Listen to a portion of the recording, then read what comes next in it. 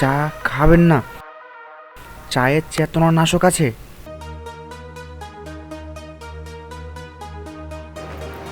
আশিক সাহেব, চা খান চা খান। হ্যাঁ হ্যাঁ ম্যাডাম, খাচ্ছি। ম্যাডাম, আমার ফোনটা পড়ে গেছে, একটু তুলে দিবেন? আমি এখান থেকে না হাতে পাচ্ছি না। আচ্ছা ঠিক আছে, দিচ্ছি। এই নিন। ম্যাম, চা খাওয়া শুরু করুন। আচ্ছা ঠিক আছে, আপনিও খান।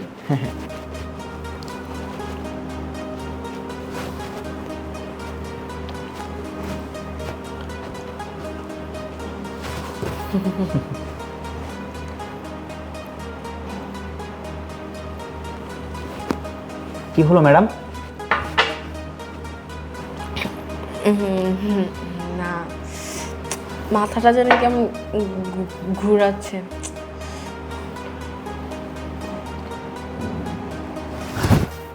কি ব্যাপার, উনি তো দেখি সত্যি সত্যি অজ্ঞান হয়ে গেল। তার মানে এই চার মধ্যে সত্যি সত্যি চেতনানাশক আছে। না না, আমাকে এই কাজের মেয়ের থেকে সব কিছু শুনতে হবে। মিস সোনালি আমার সাথে কি করতে চাচ্ছে, এটা কাজের মেয়ের থেকে আমাকে জানতে হবে। এই একটু আগে যে আপনি আমাকে আপনার হাতে লেখা দেখালেন এই চার মধ্যে চেতনানাশক আছে, কিন্তু কেন মিশিয়েছেন আপনি বলেন? স্যার, চেতনানাশক তো আমি মিশাই নাই, চেতনানাশক ম্যাডাম মিশিয়েছে। এই কি বলছো তুমি? তোমার কি মাথা ঠিক আছে? আরে তোমার ম্যাম কেন আমার চায়ের ভিতরে চেতনানাশক মেশাবে? তুমি কি ভুলে গেছো তোমার ম্যাম হচ্ছে আমার বিজনেস পার্টনার অ্যান্ড আমার বন্ধু। সে কখনোই আমার সাথে এমনটা করতে পারে না। ভালোর ভালোই তোমাকে বলছি, তুমি আমাকে সত্যি করে বলো আমার চায়ের ভিতরে কেন তুমি চেতনানাশক মিশিয়েছো? স্যার বিশ্বাস করেন, চেতনানাশক আমি মিশাই নাই, চেতনানাশক ম্যাডাম মিশিয়েছে। ওই ছোট লোকের বাচ্চা, তুই একেবারে মিথ্যা কথা বলেই যাচ্ছিস। এই তোর ম্যাডাম কেন মিশাবে? হ্যাঁ, আর তোর ম্যাডাম মিশিয়েছে, তোর কাছে কি কোনো প্রমাণ আছে?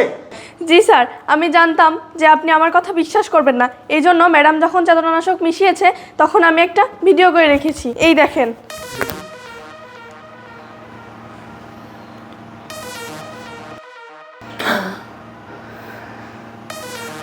এ কি? এই দেখা যাচ্ছে সত্যি সত্যি সোনালি আমার চার ভিতরে চেতনানাশক মিশিয়েছে। এটা তো আমি বিশ্বাস করতে পারছি না। আচ্ছা, কেন মিশিয়েছে সেটা কি তুই জানিস? জি স্যার, আমি জানি। আপনি যখন আমাদের বাসায় আসবেন তার কিছুক্ষণ আগে ম্যাডাম তার হাজবেন্ডের সাথে কথা বলছিল। এই সময় আমার কে কল করলো? হ্যালো। হ্যাঁ জান, বলো। এই তো আমি রেডি হচ্ছি, আমাদের প্ল্যানিং মাফিক হচ্ছে আশিক সাহেবকে আমাদের বাড়িতে ডেকেছি, আজকে আসবে।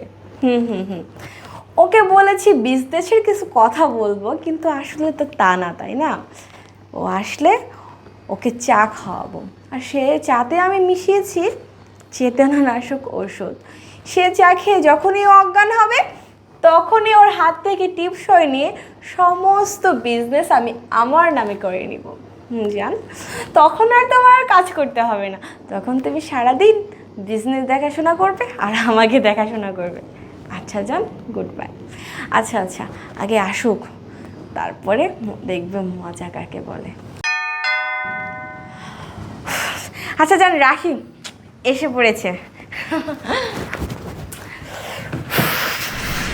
কি সোনালি আমার সাথে এরকম একটা নিকৃষ্ট কাজ করতে পারলো? আচ্ছা তুই আমাকে একটা কথা বলতো, ও তো তোর মালিক, তুই তো ওরই বাসার কাজের মেয়ে, কিন্তু তুই চাইলে ওকে সহযোগিতা করতে পারতি, আর তুই কিনা সেখানে আমাকে বাঁচালি কেন বোন বলতো? হ্যাঁ স্যার, আমি চাইলে আমার ম্যাডামকে সহযোগিতা করতে পারতাম, কিন্তু কই নাই কেন জানেন? কারণ সে যেটা করেছে সেটা অন্যায়, আর আমার ফ্যামিলি থেকে এই শিক্ষা দিয়েছে যে কখনো অন্যায় দেখলে সেটার প্রতিবাদ করতে। আমার চোখের সামনে কোনো অন্যায় হলে আমি সেটা সহ্য করতে পারি না, যার কারণে আমি আপনাকে এইভাবে সাহায্য করেছি। স্যার, আমার ম্যাডাম তো এখনও অজ্ঞান হয়ে আছে, আপনি এই সুযোগে আমাদের বাসা থেকে চলে যান, না হলে আমার ম্যাডাম যদি উঠে দেখে যে আমি আপনার সাথে এগুলা করছি, তাহলে ম্যাডাম আমাকে অনেক মারধর করবে, অথবা আমাকে চাকরি থেকে বেরও করে দিতে পারে। এই চুপ, একদম চুপ। এই তুমি কি বললা? তোমার ম্যাডাম তোমাকে চাকরি থেকে বের করে দিবে? আরে এরকম অন্যায় চাকরির কোনো দরকার নেই। আর আমাকে কি বললে যে আমি এখান থেকে চলে যাব? আরে আমি এখান থেকে চলে যাব তো বটে, কিন্তু ওকে একটা উচিত শিক্ষা দিয়ে যাব। ওকে যদি আজকে আমি এরকম ফেলে যাই না, ও তো বুঝতেই পারবে না যে ও আমার সাথে কি করতে যাচ্ছিল, একটা অন্যায় করতে যাচ্ছিল। আর অন্যায়ের কখনো না আমি আশ্রয় দিই না। তুমি একটা কাজ করো, এক গ্লাস পানি নিয়ে এসো যাও। আচ্ছা স্যার। আরে বিশ্বাসঘাতক বেঈমান, তুই আমার সাথে এমন একটা কাজ করবে আমি কখনো ভাবতে পারিনি। আনছো?